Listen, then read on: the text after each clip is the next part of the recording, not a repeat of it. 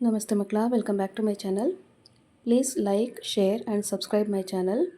ಮಕ್ಕಳ, ಇವತ್ತು ನಾವು 10ನೇ ತರಗತಿ ಕನ್ನಡದಲ್ಲಿ LBA ಆಧಾರಿತ ಸಾಧನಾ ಪರೀಕ್ಷೆ 2 ಅಥವಾ FA2ಗೆ ಸಂಬಂಧಪಟ್ಟಂತಹ ಮಾದರಿ ಪ್ರಶ್ನೆ ಪತ್ರಿಕೆ ಉತ್ತರ ಸಹಿತವಾಗಿ ನೋಡ್ತಾ ಹೋಗೋಣ. ಉತ್ತರವನ್ನು ಬರೆಯೋದಕ್ಕೆ ನಿಮಗೆ ಸಿಗುವಂತಹ ಸಮಯ 60 ನಿಮಿಷಗಳು ಅಥವಾ 1 ಗಂಟೆ. ಗರಿಷ್ಠ ಅಂಕಗಳು 20 ಆಗಿರುತ್ತೆ ಮಕ್ಕಳ. ಫಸ್ಟ್ ಹೆಡಿಂಗ್ ನೋಡಿ. ಕೊಟ್ಟಿರುವ ಪ್ರತಿ ಪ್ರಶ್ನೆಗೂ 4 ಆಯ್ಕೆಗಳನ್ನು ನೀಡಲಾಗಿದೆ. ಇವುಗಳಲ್ಲಿ ಸರಿ ಉತ್ತರವನ್ನು ಆರಿಸಿ ಕ್ರಮಾಕ್ಷರದೊಂದಿಗೆ ಬರೆಯಿರಿ. ಮಕ್ಕಳಲ್ಲಿ ಒಟ್ಟು 3 ಪ್ರಶ್ನೆಗಳಿರುತ್ತೆ. ಸರಿಯಾದ ಉತ್ತರವನ್ನು ಬರೆದ್ರೆ ತಲಾ 1 ಅಂಕ ಸಿಗುತ್ತೆ ಮಕ್ಕಳ. ಸೂಚನೆಯನ್ನು ಕೊಟ್ಟಿದ್ದಾರೆ ನೋಡಿ. ಇಲ್ಲಿ ಕ್ರಮಾಕ್ಷರದೊಂದಿಗಿನ ಪ್ರತಿ ಸರಿ ಉತ್ತರಕ್ಕೆ 1 ಅಂಕ. ನೀವಿಲ್ಲಿ ಕ್ರಮಾಕ್ಷರವನ್ನು ಸಹಿತ ಬರೀಬೇಕು, ಉತ್ತರವನ್ನು ಸಹಿತ ಬರೀಬೇಕು. ಆಗ ಮಾತ್ರ ನಿಮಗೆ 1 ಅಂಕ ಸಿಗುತ್ತೆ ಮಕ್ಕಳ. ಮಕ್ಕಳಲ್ಲಿ ಪ್ರಶ್ನೆಗಳ ನಂಬರ್ಸು ಚೇಂಜ್ ಆಗಿದೆ. 1, 2 ಅಂತ ಬರೋ ಬದಲು 14, 15 ಅಂತ ಬಂದಿದೆ. ನಾನು ಸಹ ಅದೇ ರೀತಿಯಾಗಿ ಓದ್ತಾ ಹೋಗ್ತೀನಿ. ನೀವು ಉತ್ತರವನ್ನು ಸಹಿತ ಅಬ್ಸರ್ವ್ ಮಾಡ್ಕೊಂಡು ಬನ್ನಿ ಮಕ್ಕಳ. ಒಬ್ಬರು ಹೇಳಿದ ಮಾತನ್ನೇ ಯಥಾವತ್ತಾಗಿ ಬರೆಯುವಾಗ ಈ ಚಿಹ್ನೆಯನ್ನು ಬಳಸಲಾಗುವುದು. ಇದಕ್ಕೆ ಸರಿಯಾದ ಉತ್ತರ ಆಯ್ಕೆ ಸಿ, ಉದ್ಧರಣ ಚಿಹ್ನೆ. ಪ್ರಶ್ನೆ 15. ಓದಲಿ ಪದವು ಈ ಕ್ರಿಯಾರೂಪಕ್ಕೆ ಸೇರಿದೆ. ಸರಿಯಾದ ಉತ್ತರ ಆಯ್ಕೆ ಎ, ವಿದ್ಯಾರ್ಥಕ. ಪ್ರಶ್ನೆ 16. ಒಗೆದೋರು ಪದದಲ್ಲಿರುವಂತಹ ಸಮಾಸ. ಸರಿಯಾದ ಉತ್ತರ ಆಯ್ಕೆ ಸಿ, ಕ್ರಿಯಾ ಸಮಾಸ. ನೆಕ್ಸ್ಟ್ ಹೆಡಿಂಗ್ ನೋಡಿ ಮಕ್ಕಳ. ಕೊಟ್ಟಿರುವ ಪ್ರತಿ ಪ್ರಶ್ನೆಗೂ ಒಂದೊಂದು ವಾಕ್ಯದಲ್ಲಿ ಉತ್ತರಿಸಿರಿ. ಇಲ್ಲಿ ಸೂಚನೆ ನೋಡಿ. ಪ್ರತಿ ಸರಿ ಉತ್ತರಕ್ಕೆ 1 ಅಂಕ. ಮಕ್ಕಳ, ಇಲ್ಲಿ 3 ಪ್ರಶ್ನೆಗಳಿರುತ್ತೆ. ಸರಿಯಾದ ಉತ್ತರವನ್ನು ಬರೆದ್ರೆ ತಲಾ 1 ಅಂಕ ಸಿಗ್ತಾ ಹೋಗುತ್ತೆ ಮಕ್ಕಳ. ಪ್ರಶ್ನೆ 17 ನೋಡಿ. ಇನ್ಕ್ವಿಲಾಬ್ ಜಿಂದಾಬಾದ್ ಘೋಷಣೆಯನ್ನು ಯಾರು ಹುಟ್ಟುಹಾಕಿದರು? ಉತ್ತರ ಇನ್ಕ್ವಿಲಾಬ್ ಜಿಂದಾಬಾದ್ ಘೋಷಣೆಯನ್ನು ಹುಟ್ಟುಹಾಕಿದವರು ಭಗತ್ ಸಿಂಗ್. ಪ್ರಶ್ನೆ 18. ಕೃಷ್ಣನು ಕರ್ಣನಿಗೆ ಎಲ್ಲಿಯ ರಾಜನನ್ನಾಗಿ ಮಾಡುವೆನೆಂದು ತಿಳಿಸುತ್ತಾನೆ? ಉತ್ತರ ಕೃಷ್ಣನು ಕರ್ಣನಿಗೆ ಹಸ್ತಿನಾಪುರದ ರಾಜನನ್ನಾಗಿ ಮಾಡುವೆನೆಂದು ತಿಳಿಸುತ್ತಾನೆ. ಪ್ರಶ್ನೆ 19. ಅಂದವಾದ ಬರವಣಿಗೆಯ ಬಗ್ಗೆ ಗಾಂಧೀಜಿಯವರ ಅಭಿಪ್ರಾಯವೇನು? ಉತ್ತರ ಅಂದವಾದ ಬರವಣಿಗೆಯು ಉತ್ತಮ ಶಿಕ್ಷಣದ ಅಂಶ. ಇದನ್ನು ಪ್ರತಿಯೊಬ್ಬ ಯುವಕನೂ ಯುವತಿಯೂ ತಿಳಿದುಕೊಳ್ಳಬೇಕು ಎನ್ನುವುದು ಗಾಂಧೀಜಿಯವರ ಅಭಿಪ್ರಾಯವಾಗಿದೆ. ನೆಕ್ಸ್ಟ್ ಹೆಡಿಂಗ್ ನೋಡಿ ಮಕ್ಕಳ. ಕೊಟ್ಟಿರುವ ಪ್ರತಿ ಪ್ರಶ್ನೆಗೂ 3-4 ವಾಕ್ಯಗಳಲ್ಲಿ ಉತ್ತರಿಸಿರಿ. ಇಲ್ಲಿ 2 ಪ್ರಶ್ನೆ ಇರುತ್ತೆ ಮಕ್ಕಳ. ತಲಾ 2 ಅಂಕ ಸಿಗುತ್ತೆ. ಹಾಗೆ ಸೂಚನೆಯನ್ನು ಗಮನಿಸಿ. ಉತ್ತರದ ಅಂಶಗಳನ್ನಾಧರಿಸಿ ಪ್ರತಿ ಪ್ರಶ್ನೆಗೂ 2 ಅಂಕಗಳು. ಇಲ್ಲಿ ನೀವು ಸ್ಪೆಲ್ಲಿಂಗ್ ಮಿಸ್ಟೇಕ್ ಮಾಡಿದ್ರೆ, ಒತ್ತಕ್ಷರಗಳನ್ನ ಮಿಸ್ ಮಾಡಿದ್ರೆ ನಿಮಗೆ ಅಂಕಗಳು ಕಟ್ಟಾಗುವಂತಹ ಚಾನ್ಸಸ್ ಇರುತ್ತೆ ಮಕ್ಕಳ. ಓಕೆನಾ? ಪ್ರಶ್ನೆ 20. ಶಿವಾನುಭವ ಶಬ್ದಕೋಶ ಪುಸ್ತಕವನ್ನು ಓದಿದ ಲೇಖಕರಿಗಾದ ಅನುಭವವನ್ನು ತಿಳಿಸಿ. ಉತ್ತರ ಲೇಖಕರಾದ ದೇವನೂರು ಮಹಾದೇವ ಅವರು ಪ. ಗು. ಹಳಕಟ್ಟಿ ಅವರು ಬರೆದ ಶಿವಾನುಭವ ಶಬ್ದಕೋಶ ಪುಸ್ತಕವನ್ನು ಓದಿದ ಮೇಲೆ ಅಲ್ಲಿ ಹೇಳಿರುವ ಜ್ಞಾನ ಮತ್ತು ಅರಿವುಗಳ ಬಗ್ಗೆ ನೋಡಿ ಸುಸ್ತಾದರು. ವಚನಕಾರರ ದೃಷ್ಟಿಯಲ್ಲಿ ಅರಿವು ಎಂದರೆ ತನ್ನಷ್ಟಕ್ಕೆ ತಾನು ಇರುವ ಕೇವಲ ತಿಳುವಳಿಕೆ, ಜ್ಞಾನ ಮಾತ್ರ ಅಲ್ಲ. ಅದು ಕ್ರಿಯೆಯ ಅನುಭವದಿಂದ ಒಡಮೂಡುವುದು. ಅದು ಕೇಳಿ ತಿಳಿದಿದ್ದಲ್ಲ. ಕ್ರಿಯೆಯಲ್ಲಿ ಮೂಡಿದ ತಿಳುವಳಿಕೆ ಅದು ತರ್ಕವಲ್ಲ. ನಡೆಯಿಂದ ನುಡಿ ಹುಟ್ಟಿದರೆ ಅದು ಅರಿವು. ಪ್ರಶ್ನೆ 21 ನೋಡಿ ಮಕ್ಕಳ.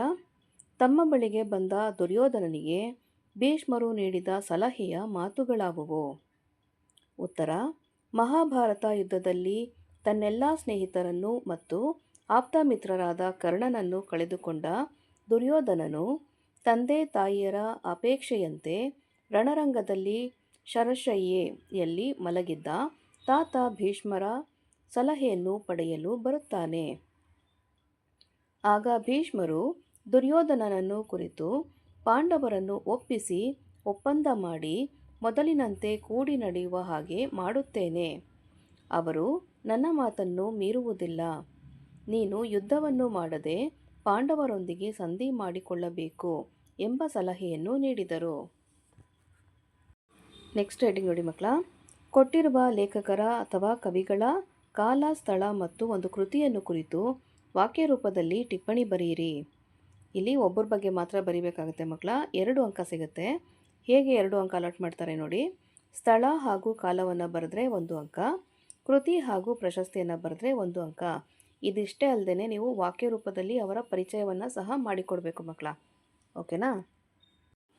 ಪ್ರಶ್ನೆ 22ರಲ್ಲಿ ನೋಡಿ, ಶ್ರೀ ಡಿ ಎಸ್ ಜಯಪ್ಪ ಗೌಡ, ಶ್ರೀ ದಾರದಹಳ್ಳಿ ಸುಬ್ಬೇಗೌಡ ಜಯಪ್ಪ ಗೌಡ ಅವರು ಕ್ರಿಸ್ತಶಕ 1947ರಲ್ಲಿ ಚಿಕ್ಕಮಗಳೂರು ಜಿಲ್ಲೆಯ ಮೂಡಿಗೆರೆ ತಾಲೂಕಿನ ದಾರದಹಳ್ಳಿಯಲ್ಲಿ ಜನಿಸಿದರು. ಇವರು ಮೈಸೂರು ವಿಶ್ವವಿದ್ಯಾನಿಲಯದ ಭಾಷಾಂತರ ಮತ್ತು ಪಠ್ಯಪುಸ್ತಕ ವಿಭಾಗದಲ್ಲಿ ಸೇವೆಯನ್ನು ಸಲ್ಲಿಸುವ ಮೂಲಕ ಇತಿಹಾಸ ಮತ್ತು ಭಾಷಾಂತರ ವಿಷಯಗಳಲ್ಲಿ ಮಹತ್ತರವಾದ ಕೃತಿಗಳನ್ನು ರಚಿಸಿದ್ದಾರೆ. ಇವರು ದಿವಾನ್ ಸರ್ ಎಂ ವಿಶ್ವೇಶ್ವರಯ್ಯನವರ ಕಾರ್ಯಸಾಧನೆಗಳು, ಕರ್ನಾಟಕ ಗ್ರಾಮೀಣ ಸಂಸ್ಥೆಗಳು, ಕರ್ನಾಟಕದ ಕಡಲಾಚೆಯ ಸಂಪರ್ಕಗಳು, ಮೈಸೂರು ಒಡೆಯರು, ಜನಪದ ಆಟಗಳು ಮೊದಲಾದ ಕೃತಿಗಳನ್ನು ರಚಿಸಿದ್ದಾರೆ. ಶ್ರೀಯುತರ ಕರ್ನಾಟಕದ ಕಡಲಾಚೆಯ ಸಂಪರ್ಕಗಳು ಕೃತಿಗೆ ಕರ್ನಾಟಕ ಸಾಹಿತ್ಯ ಅಕಾಡೆಮಿ ಪ್ರಶಸ್ತಿಯನ್ನು ನೀಡಿ ಗೌರವಿಸಲಾಗಿದೆ. ಇವರು ಧಾರವಾಡ ಕರ್ನಾಟಕ ಸಂಘದ ಸಂಶೋಧನಾ ಬಹುಮಾನಕ್ಕೆ ಪಾತ್ರರಾಗಿದ್ದಾರೆ. ನೆಕ್ಸ್ಟ್ ಹೆಡ್ಡಿಂಗ್ ನೋಡಿ ಮಕ್ಕಳ, ಕೊಟ್ಟಿರುವ ಗಾದೆಗಳಲ್ಲಿ ಯಾವುದಾದರೂ ಒಂದನ್ನು ವಿಸ್ತರಿಸಿ ಬರೆಯಿರಿ. ಇಲ್ಲಿ ಒಂದೇ ಗಾದೆ ಮಾತು ಇರುತ್ತೆ ಮಕ್ಕಳ, 2 ಅಂಕ ಸಿಗುತ್ತೆ. ಅದನ್ನು ಯಾವ ರೀತಿ ಅಲಾಟ್ ಮಾಡಿದ್ದಾರೆ ನೋಡಿ. ಗಾದೆಯ ಮಹತ್ವದ ವಿವರಣೆಗೆ 1 ಅಂಕ, ಉದಾಹರಣೆಯೊಂದಿಗೆ ಅರ್ಥ ವಿವರಣೆಗೆ 1 ಅಂಕ, ಒಟ್ಟು 2 ಅಂಕ ಮಕ್ಕಳ. ಪ್ರಶ್ನೆ 23 ನೋಡಿ, ಹೆತ್ತ ತಾಯಿ ಹೊತ್ತ ನಾಡು ಸ್ವರ್ಗಕ್ಕಿಂತಲೂ ಮಿಗಿಲು ಹಾಗೂ ಮಾತೆ ಮುತ್ತು ಮಾತೆ ಮೃತ್ಯು. ಇಲ್ಲಿ 2 ಗಾದೆ ಮಾತನ್ನು ಕೊಟ್ಟಿದ್ದಾರೆ ಮಕ್ಕಳ. ನಿಮಗೆ ಯಾವುದು ಕಂಪ್ಲೀಟಾಗಿ ವಿಚಾರಗಳು ಗೊತ್ತಿರುತ್ತೋ ಅದನ್ನು ವಿಮರ್ಶೆ ಮಾಡಿ ಬರಿಬೇಕಾಗತ್ತೆ. ಓಕೆನಾ? ಮೊದಲಿಗೆ ಹೆತ್ತ ತಾಯಿ ಹೊತ್ತ ನಾಡು ಸ್ವರ್ಗಕ್ಕಿಂತ ಮಿಗಿಲು, ಈ ಒಂದು ಗಾದೆ ಮಾತು ಬಗ್ಗೆ ವಿಚಾರವನ್ನು ನೋಡ್ತಾ ಹೋಗೋಣ ಮಕ್ಕಳ. ಗಾದೆಯ ಮಹತ್ವವನ್ನು ನೋಡಿ. ಗಾದೆಗಳು ವೇದಗಳಿಗೆ ಸಮ, ವೇದ ಸುಳ್ಳಾದರೂ ಗಾದೆ ಸುಳ್ಳಾಗದು ಎಂಬ ಮಾತಿದೆ.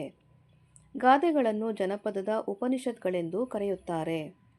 ಗಾದೆಗಳು ಚಿಕ್ಕ ಚಿಕ್ಕ ವಾಕ್ಯಗಳಲ್ಲಿ ಹಿರಿದಾದ ಅರ್ಥವನ್ನು ನೀಡುತ್ತವೆ. ಗಾದೆಗಳು ಗ್ರಾಮೀಣ ಜನರ ಜೀವನಾಡಿಗಳಾಗಿವೆ. ಗಾದೆಗಳು ಹಿರಿಯರ ಅನುಭವ ಸಾರಗಳಾಗಿವೆ.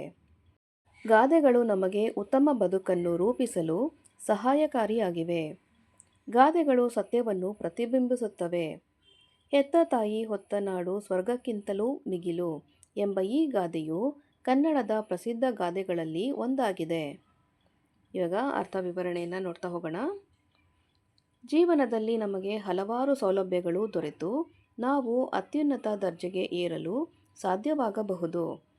ಅದರಿಂದ ನಮಗೆ ಹಲವಾರು ವಿಧದ ಸುಖ ಹುಡುಕಿಕೊಂಡು ಬರಬಹುದು. ಆದರೆ ಹೆತ್ತ ತಾಯಿ ಮಡಿಲಲ್ಲಿ ದೊರಕುವ ಸುಖಕ್ಕೆ ಸಮನಾದ ಸುಖ ಯಾವುದರಿಂದಲೂ ಸಿಗುವುದಿಲ್ಲ. ಅದೇ ರೀತಿ ನಾವು ಜನ್ಮ ಪಡೆದ ನಾಡು ನಮಗೆ ಇಂದ್ರನ ನಂದನವನಕ್ಕಿಂತಲೂ ಮಿಗಿಲಾದುದು. ಅದಕ್ಕೆ ಕಾರಣ ನಮ್ಮ ಮನಸ್ಸಿನಲ್ಲಿ ಹುದುಗಿರುವ ಮಾತೃಭೂಮಿ ಕುರಿತಾದ ಗೌರವದ ಭಾವನೆಗಳು ಸ್ವರ್ಗವನ್ನು ಮೀರಿದೆ ಎಂಬುದು ಈ ಗಾದೆ ಮಾತಿನ ವಿಶೇಷತೆಯಾಗಿದೆ.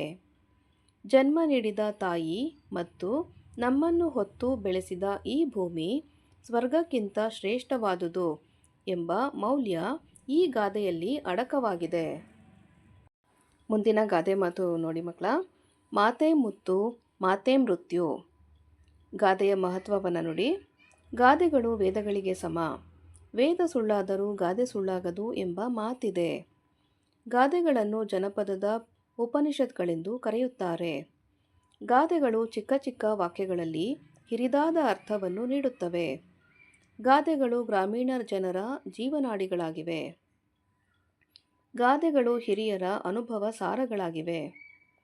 ಗಾದೆಗಳು ನಮಗೆ ಉತ್ತಮ ಬದುಕನ್ನು ರೂಪಿಸಲು ಸಹಕಾರಿಯಾಗಿವೆ. ಗಾದೆಗಳು ಸತ್ಯವನ್ನು ಪ್ರತಿಬಿಂಬಿಸುತ್ತವೆ. ಮಾತೆ ಮುತ್ತು ಮಾತೆ ಮೃತ್ಯು ಎಂಬ ಈ ಗಾದೆಯು ಕನ್ನಡದ ಪ್ರಸಿದ್ಧ ಗಾದೆಗಳಲ್ಲಿ ಒಂದಾಗಿದೆ. ಇದರ ಅರ್ಥ ವಿವರಣೆಯನ್ನು ನೋಡಿ ಮಕ್ಕಳ. ನಾವಾಡುವ ಪ್ರತಿ ಮಾತು ಮುತ್ತಿನಂತಿರಬೇಕು, ಹಿತಮಿತವಾಗಿರಬೇಕು, ನುಡಿದರೆ ಮುತ್ತಿನ ಹಾರದಂತಿರಬೇಕು ಎಂದು ಜಗಜ್ಯೋತಿ ಬಸವಣ್ಣನವರು ಹೇಳಿದ್ದಾರೆ. ಮಾತುಗಳು ಮನಸ್ಸು ಮುಟ್ಟುವಂತಿರಬೇಕು ವಿನಃ ಮನಸ್ಸನ್ನು ಹಾಳು ಮಾಡುವಂತಿರಬಾರದು. ಮಾತು ಆಡಿದರೆ ಹೋಯಿತು, ಮುತ್ತು ಒಡೆದರೆ ಹೋಯಿತು ಎಂದು ಹಿರಿಯರು ಹೇಳಿದ್ದಾರೆ. ಮಾತು ಮೃತ್ಯುವಾಗಬಾರದು. ಆಡಿದ ಮಾತು, ಬಿಟ್ಟ ಬಾಣ ಎರಡೂ ಒಂದೇ. ಮಾತು ಬಲ್ಲವನಿಗೆ ಜಗಳವಿಲ್ಲ, ಊಟ ಬಲ್ಲವನಿಗೆ ರೋಗವಿಲ್ಲ ಎಂಬಂತೆ ಮಾತಿನಲ್ಲಿ ಮಿತಿ ಇರಬೇಕು. ಸರ್ವಜ್ಞ ಲೋಕಕ್ಕೆ ಮಾತೇ ಮಾಣಿಕ್ಯ ಎಂದಿದ್ದಾನೆ. ಆದ್ದರಿಂದ ನಾವು ಮಾತನಾಡುವಾಗ ಸನ್ನಿವೇಶ ಅರಿತು ಹಿತಮಿತವಾಗಿ ಮಾತನಾಡಬೇಕೆಂದು ಈ ಗಾದೆಯ ಅರ್ಥ. ನೆಕ್ಸ್ಟ್ ರೀಡಿಂಗ್ ನೋಡಿ ಮಕ್ಕಳ. ಕೊಟ್ಟಿರುವ ಪ್ರತಿ ಹೇಳಿಕೆಯನ್ನು ಸಂದರ್ಭದೊಡನೆ ವಿವರಿಸಿರಿ. ಇಲ್ಲೂ ಸಹ ಒಂದೇ ಸಂದರ್ಭವನ್ನು ಕೊಟ್ಟಿರ್ತಾರೆ ಮಕ್ಕಳ. 2 ಅಂಕದ ಪ್ರಶ್ನೆ ಆಗಿರುತ್ತೆ. ಅದನ್ನು ಯಾವ ರೀತಿ ಅಲರ್ಟ್ ಮಾಡ್ತಾರೆ ನೋಡಿ. ಆಯ್ಕೆ, ಕರ್ತೃ, ಆಕಾರ, ಪಠ್ಯ ಇವಿಷ್ಟಕ್ಕೂ ಸಹ 1 ಅಂಕ ಇರುತ್ತೆ.